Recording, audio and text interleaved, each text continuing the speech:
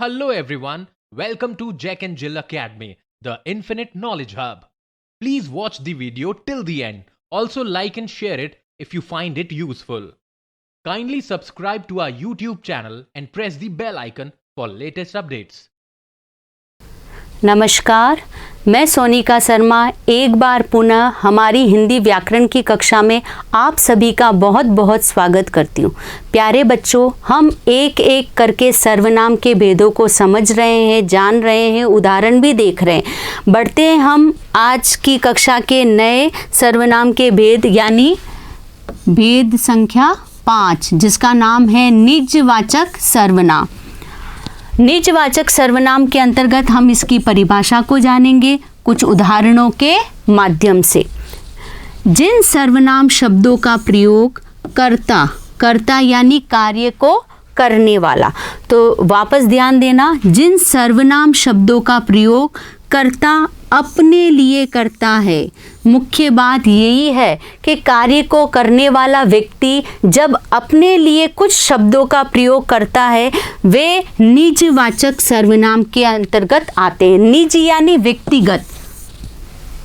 उदाहरण हम देखते हैं कैसे निजवाचक का प्रयोग होता है। मैं स्वयं आ जाऊंगा, यहाँ पर करता है मैं, और मैंने अपने लिए स्वयं शब्द का प्रयोग किया, तो ये हो गया निजवाचक सर्वनाम। दूसरा है मैं अपना कंबल ले जा रहा हूँ, यहाँ पर भी मैं करता है और उसने अपने लिए अपना शब्द काम में लिया, तो ये भी निजवाचक सर्वनाम हुआ। तुम स्वयं वहाँ चले जाना, यहाँ पर जो करता है वो है मध्यम पुरुष तुम, और तुमने जब अपने लिए शब्द काम में लिया स्वयं। ऐसा नहीं है कि ये स्वयं जो शब्द है वो एक ही कर्ता के साथ कोई भी व्यक्ति के लिए ये आ सकता है। तो यहाँ पर तुम स्वयं वहाँ चले जाना, तो तुम के लिए स्वयं शब्द का प्रयोग हुआ, तो ये भी निजवाचक सर्वनाम हुआ। अगला है तुम अपना काम करो, यहाँ पर तुम के लिए जो व्यक्तिगत रूप से शब्द काम में आ रहा है वो है अपना, तो अपना शब्द भी निजवाचक हुआ। और अंतिम है वह अपने आप ही अपने पैरों पर कुल्हाड़ी मार रहा है, यानी वह खुद का नुकसान खुद ही कर रहा है, स्वयं ही कर रहा है। तो यहाँ पर ये जो शब्द बने हैं जो कि निजत्व का बोध करा रहे हैं, व्यक्तिगत शब्द काम में आ रहे हैं, जैसे स्वयं, अपना, अपने, अपने आप आदि शब्द जो है वो अपनेपन का भाव प्रकट कर रहे हैं, इसलिए ये सब के सब निजवाचक सर्वनाम के अंतर्गत आते हैं। प्यारे बच्चों, इसके अंदर आपको यही याद रखना है कि कर्ता जिन शब्दों का प्रयोग अपने लिए करे वो निजवाचक है।